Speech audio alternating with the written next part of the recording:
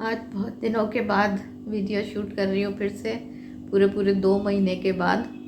तो 2 महीने कैसे निकल गए कुछ पता ही नहीं चला। कभी कभी होता है ना कि आप प्लान कुछ करते हो और हो जाता कुछ और है। तो बस ऐसे ही कुछ मेरे साथ भी हुआ। कुछ अंडरलाइन प्रॉब्लम्स थी जिसकी वजह से यूट्रस रिमूवल का डॉक्टर ने सजेस्ट किया हुआ था, काफ़ी दिनों से चल रहा था ये। तो पहले भी नवंबर में डिसाइड हुआ कि सर्जरी करानी है, लेकिन वो कुछ डॉक्टर का कुछ बीमार हो गई कुछ, तो वो नहीं हो पाई सर्जरी तब। तो दिसंबर में डिसाइड हुआ कि ठीक है यूट्रस रिमूवल का सर्जरी दिसंबर में करेंगे। तो बस बहुत रिलैक्स थे कि चलो कुछ नहीं, सर्जरी में क्या है। और वो मेरा लेप्रोस्कोपिक सर्जरी नहीं होनी थी, ओपन सर्जरी होनी थी। तो लेकिन मुझे कुछ भी टेंशन नहीं थी कि चलो बस 2-4 दिन हॉस्पिटल में रहना पड़ेगा और उसके बाद हफ्ता 10 दिन रेस्ट और बस ठीक हो जाएंगे। तो लेकिन ये बस एक मिथ था कि ठीक हो जाएंगे। और क्या क्या हुआ उसके बाद, जिससे वो कहते हैं ना कि लोग सोचते हैं कि ये तो मतलब मुझे ये प्रॉब्लम नहीं हो सकती, ये तो करोड़ों में किसी एक को होती है, मुझे थोड़ी ना होगी। लेकिन वो लाखों करोड़ों वो में एक, वो कभी हम भी हो सकते हैं। तो ये तो कभी सोचा ही नहीं था। तो फिर कैसे क्या हुआ ये मैं आपको आज बताती हूँ कि मेरा एक्सपीरियंस हिस्टेक्टोमी यानी कि यूट्रस रिमूवल का कैसे हुआ। तो ये मैं आज शेयर कर रही हूँ आपके साथ। तो 9 दिसंबर को मेरी सर्जरी शेड्यूल हुई थी कि सुबह 7 बजे पहुंचना है। और यहाँ का जो बेस्ट हॉस्पिटल है वहाँ पे हमने सारा कुछ प्लान किया था कि वहाँ पे सर्जरी कराना है। Best hospital, best doctor. और 9th को सर्जरी थी तो 8th को भी फिर कुछ बहुत लाइट ही खाना था। तो बस दिन में खिचड़ी और शाम को सूप ही लेके फिर नेक्स्ट डे पहुँच गए। बिल्कुल हंसी मजाक में गए थे हम तो, कि वैसे भी मुझे ज़रा ये प्रोसीजर वगैरह से डर नहीं लगता है कि चलो हो जाएगा, सबका होता है, मेरा भी हो जाएगा। और खैर 7 बजे गए, सर्जरी हुई। पहले तो ये हुआ कि वो मुझे स्पाइनल जो एपिड्यूरल एनेस्थीसिया होता है वो देना चाहते थे। तो मैंने कहा नहीं, मुझे तो जनरल एनेस्थीसिया ज़्यादा ठीक लगता है कि उसमें पेन होता है। तो पहले तो ये हुआ कि एपिड्यूरल की जनरल एनेस्थीसिया। खैर फिर वो जो एनेस्थेटिस्ट थे उन्होंने मुझे बोला कि इसमें पेन नहीं होगा, आप ये स्पाइनल जो होता है यही एनेस्थीसिया लो, ये बेटर है अब। और एक्चुअली जब 24-25 साल पहले जब बच्चों का सर्जरी हुई थी, सिजेरियन सी सेक्शन, तो तब वो एक्सपीरियंस बहुत पेनफुल था। तो मुझे वही याद था कि वो जो स्पाइन में इंजेक्ट करते हैं वो बहुत पेनफुल होता है। तो डॉक्टर ने बोला नहीं, वो 25 साल पहले की बात नहीं है, अब बहुत एडवांस है। तो खैर वो एनेस्थीसिया हुआ, सर्जरी हो गई। और शायद शाम को 9 बजे सर्जरी हुई होगी और 4 बजे तक पूरा टोटली कॉन्शियस हम हो गए थे पोस्ट ऑपरेटिव में। और 6 बजे तक रूम में भी शिफ्ट हो गए होंगे। कोई प्रॉब्लम नहीं थी, कुछ भी नहीं था, कुछ लग भी नहीं रहा था कि कुछ हुआ है। बस थोड़ा सा जैसे सर भारी होता है तो वही था। रात में नर्स ने खैर वो दे दिया था कि जैसे सर्जरी की रात में वो दे देते हैं नींद का डोज कि सो जाओ आराम से। तो लेकिन मुझे नींद नहीं आई रात भर, सर में बहुत भारीपन लग रहा था। तो सुबह सिस्टर आई जब रेगुलर चेकअप करने के लिए, तो चेक किया तो उस समय मुझे 104 फीवर था। तो उसने बोला आपको फीवरिश लग रहा है। तो मुझे बहुत ज़्यादा ऐसे मतलब भारीपन लग रहा था, लेकिन इतना रियलाइजेशन मुझे भी नहीं था कि 104 डिग्री फीवर होगा। खैर वो हुआ दिन भर, उसने दे दिया पैरासिटामॉल वगैरह, तो वो हो गया। दिन में डॉक्टर आई, सब हुआ, ठीक ठाक था सब। और वहाँ पे हॉस्पिटल से ही खाना देते हैं पेशेंट को। तो वो दिन में शायद मूंग की दाल और वो बर्पिंग और जो गैस पास होना वो हो जाता है, उसके बाद ही अलाउ करते हैं कुछ पानी वगैरह। तो वो उसके बाद पानी और वो मूंग की दाल का पानी और वो कुछ दिया, वो लिया। लेकिन शाम से क्या हुआ कि मुझे जैसे गैस पास करते हैं तो गैस पास के साथ में लूज़ मोशन थोड़ा सा हुआ। तो मुझे लगा पता नहीं शायद दिन में दाल दाल खाई थी या शायद उन्होंने मुझे कॉर्न सूप दिया था, उसकी वजह से कुछ होगा। लेकिन फिर वो एक एक के बाद एक वो तो फिर लूज़ मोशन का ऐसा बिल्कुल शुरू हुआ कि मतलब एक रात में मुझे 40-50 टाइम्स रात भर में लूज़ मोशन हुए। और नेक्स्ट डे फिर एंटीबायोटिक्स शुरू हुई फिर। लेकिन डॉक्टर सब हैरान थे कि ये मतलब क्योंकि एक दिन पहले भी कुछ नहीं खाया, उससे पहले भी बाहर का नहीं खाया, तो ये मतलब डायरिया कहाँ से हो गया ये। तो फिर उन्होंने स्टूल टेस्ट भी करवा के सब सैल्मोनेला और ई कोलाई और सारा कुछ टेस्ट कराया, तो फिर कोई बैक्टीरियल नहीं, वो वायरल डायरिया था मुझे। और वायरल डायरिया बहुतों को, आप लोग को पता होगा कि कितना मतलब सीरियस होता है। तो वायरल डायरिया, और उसके बाद जब सीबीसी हुआ ब्लड टेस्ट तो उसमें काउंट्स थे टीएलसी के 20,000 से प्लस।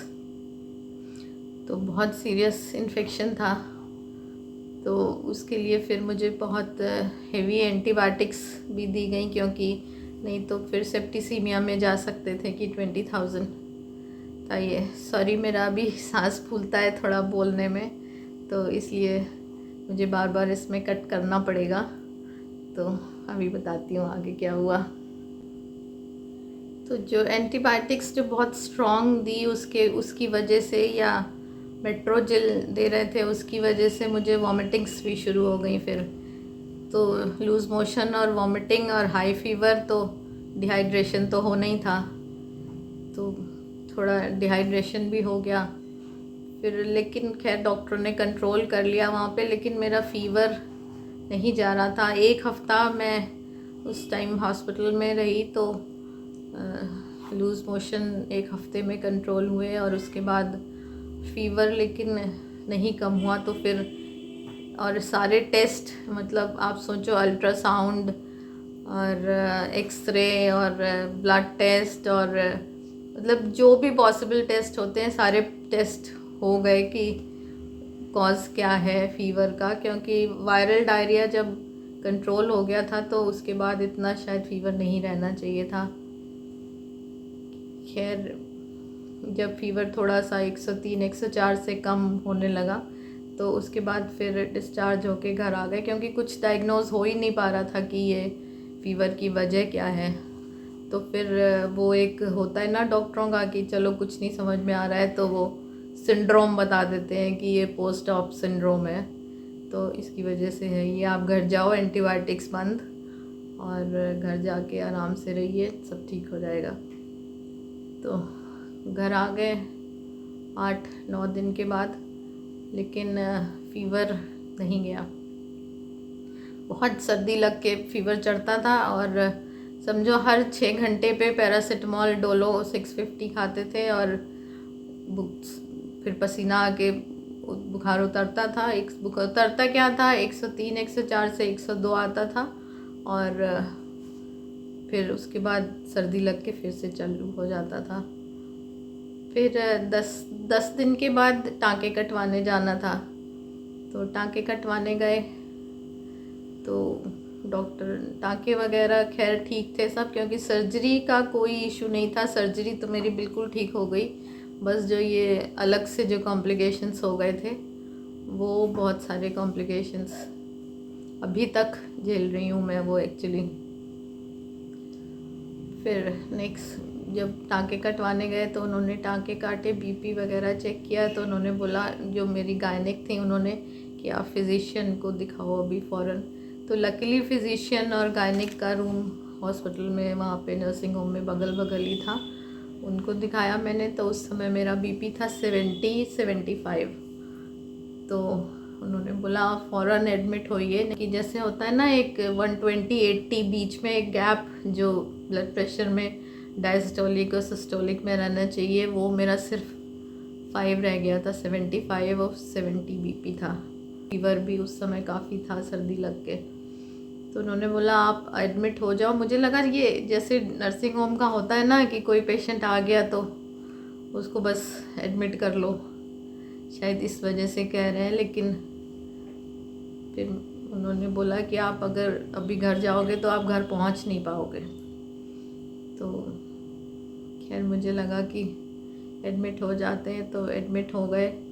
तो कितने सारे बॉटल्स जल्दी जल्दी उन्होंने ग्लूकोज और वो डीएनएस और क्या क्या जो वो सब होते हैं वो चढ़ाया। तो उसके बाद फिर शाम तक मेरा बीपी कुछ ठीक आया।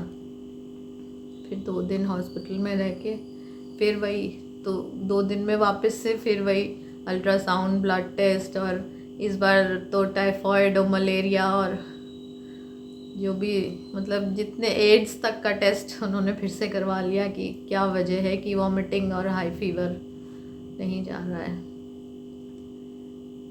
खैर फिर वही हुआ कि इसका कुछ रीज़न नहीं है, शायद ये कोई सिंड्रोम की वजह से पोस्ट ऑपरेटिव सिंड्रोम हो या पोस्ट हॉस्पिटल सिंड्रोम हो। घर आ गए फिर वापस से। फिर घर में आके 2-3 दिन भी ऐसे ही रहा कि फ़ीवर वही 104 रहता था, 103, और सर्दी लग के और डोलो खा ली 102 हो गया। तो फिर हमने घर में डॉक्टर को बुलाया, एक सीनियर डॉक्टर हैं, उन्होंने आके देखा। तो उन्होंने कहा इतना हाई एंटीबायोटिक्स के बाद में अभी कुछ देखो आएगा तो है नहीं, लेकिन फिर भी यूरिन कल्चर करवा लो आप, तो उसमें आ भी सकता है नहीं भी आ सकता है। तो यूरिन कल्चर कराया तो उसमें फिर खैर मतलब एंटीबायोटिक बंद होने के 3 दिन के बाद कराया तो उसमें ई कोलाई का इन्फेक्शन आया कि मॉडरेट इन्फेक्शन है। तो फिर ई कोलाई का यूटीआई का फिर ट्रीटमेंट शुरू हुआ। वो मैंने बहुत दिन दवाइयाँ खाई। तो फीवर का ये हुआ कि ग्रेड जो 103 104 रहता था वो घट के अब 100 और 101 रहने लग रहा था, लेकिन फीवर आना बंद नहीं हुआ। और वॉमिटिंग्स भी आती थी। वॉमिटिंग तो एंटीबायोटिक जो यूटीआई के लिए ले रहे थे उसकी वजह से भी आ रही थी। तो वो सब चलता रहा। फिर ये हुआ कि ये डॉक्टर की मेडिसिन भी नहीं सूट कर रही है। फिर एक और दूसरे डॉक्टर को दिखाया तो उन्होंने फिर से अल्ट्रासाउंड कराया। उन्होंने पहले फिज़िकल एग्जामिन किया तो फिर उनको यहाँ पे ये होता है ना रिब्स के ऊपर की तरफ, तो उन्होंने बोला यहाँ मुझे कुछ मतलब अलग सा लग रहा है। और एक्सरे में भी वो कुछ उन्हें दिख रहा था, तो इसको आप अल्ट्रासाउंड कराओ यहाँ पे, और यहाँ पे उनको बोलो कि मतलब मेन फोकस यहाँ पे करें कि यहाँ पे क्या है।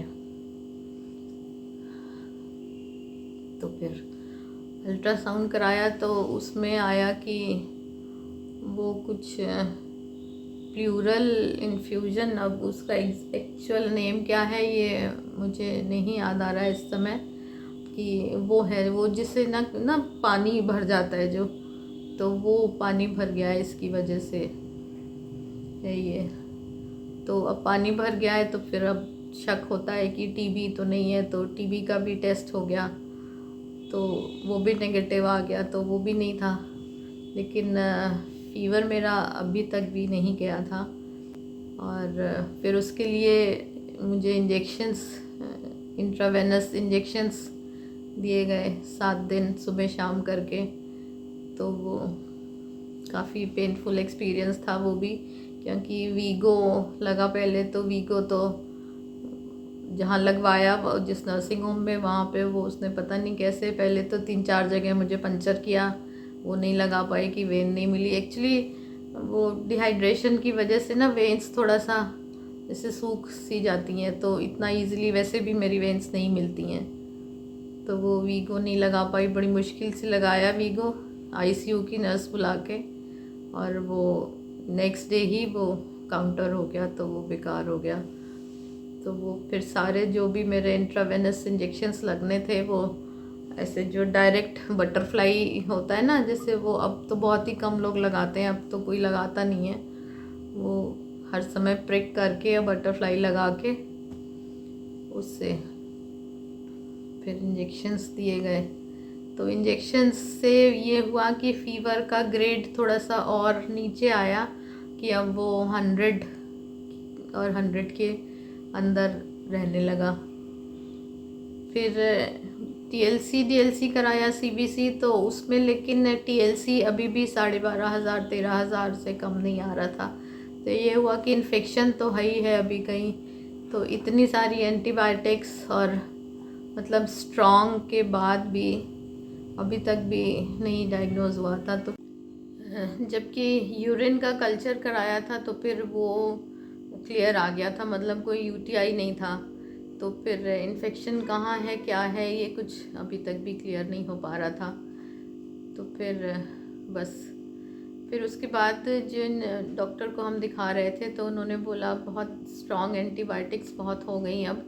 तो उन्होंने मुझे एक माइल्ड सी एंटीबायोटिक कुछ दी कि ये ज़्यादा दिन तक भी ले सकते हैं और इससे जो भी कुछ मतलब इन्फेक्शन है बॉडी में कहीं भी तो फिर वो इससे क्लियर होगा। तो वो भी खाते हुए आज मुझे 15-16 दिन हो गए। तो फीवर अब भी रात में आ ही जाता है, मतलब विदिन 100 रहता है। तो फिर इसलिए अब मैं थोड़ा सा बेफिक्र हो गई हूँ कि चलो अब विदिन 100 है तो अब हम इसको फीवर नहीं मानते हैं और देखते हैं क्या होता है। हालांकि जैसे वीकनेस पहले बहुत ज़्यादा थी, इतनी ज़्यादा वीकनेस थी कि मेरे को बोलना बैठना सब कुछ मतलब बिल्कुल आँख खोलने का भी मन नहीं करता था। और अब इतना तो फ़ायदा है, इतना क्या बहुत फ़ायदा है कि अब मैं इतनी देर बोल पा रही हूँ। तो चलो इतना टाइम निकल गया, 2 महीने निकल गए और भी पूरा टाइम निकल जाएगा। लेकिन बस जो मुझे इन्फेक्शन हुआ वो ज़्यादातर तो सब लोग का यही कहना है कि वो OT से ही इन्फेक्शन आया। हालांकि नर्सिंग होम या हॉस्पिटल कभी नहीं मानेंगे कि उनके OT से या उनके हॉस्पिटल से इन्फेक्शन आया ही है, लेकिन और कहीं से इन्फेक्शन आने का कोई चांस नहीं है। तो वो वायरल डायरिया ने मेरी बिल्कुल पूरी ऐसी की तैसी कर दी, सारे प्लान पूरे धरे के धरे रह गए। जल्दी सर्जरी कराने का सोचा था पहले नवंबर में, खैर टल गया दिसंबर में कि जनवरी में बेटा आने वाला था US से। तो फिर ये सोचा था कि कहीं हम लोग चारों लोग घूमने जाएंगे, क्योंकि फिर इतना छुट्टी नहीं मिलती है बच्चों को कि बार बार आ पाए। तो बेटा आके वापस भी चला गया, पहुंच गया वापस, पूरा टाइम बेचारा सेवा ही करता रहा मेरी और पड़े रह गए, कहीं नहीं जा पाए। खैर कोई बात नहीं, अब ठीक हो रहे हैं तो अब पूरी तरह ठीक हो जाएंगे। और अब से मैंने अपना फेवरेट काम वीडियो YouTube पे डालने का वो भी शुरू कर दिया है। बहुत थाउजेंड्स भी सब्सक्राइबर नहीं है मेरे, लेकिन जितने भी सब्सक्राइबर हैं 631, तो उनके लिए मुझे ये लगा कि मुझे ये बता देना चाहिए कि 2 महीने से वीडियो क्यों नहीं आ रहा है। क्योंकि 1-2 लोगों ने मेरे को पुराने वीडियोस में कमेंट करके पूछा भी था कि बहुत दिन से कोई DIY कुछ वीडियो नहीं डाल रहे हो, क्या हुआ। तो मैंने कहा चलो बता देती हूँ। और स्ट्रॉन्ग तो बहुत हूँ मैं, विल पावर मेरी बहुत स्ट्रॉन्ग है, तो मैं अब वीडियो बनाऊँगी तो और जल्दी ठीक हो जाऊँगी। तो लास्ट वीडियो जब मैंने बनाया था तो वो बालकनी मेकओवर का बनाया था, तो बहुत सारे फ्लावरिंग प्लांट्स लाए थे नर्सरी से। लेकिन वही है ना कि प्लांट्स भी बेचारे एक फूल भी नहीं खिलाए अभी तक, पिटूनिया सैल्विया सब में। तो देखूँगी अब क्या करूँगी। और कुछ मेकओवर बहुत ज़्यादा हैवी तो नहीं कर सकते अभी, लेकिन कुछ वीडियोस जो करूँगी शेयर करूँगी आपके साथ। और keep me in your prayers. मिलेंगे नेक्स्ट वीडियो में। Bye bye, take care.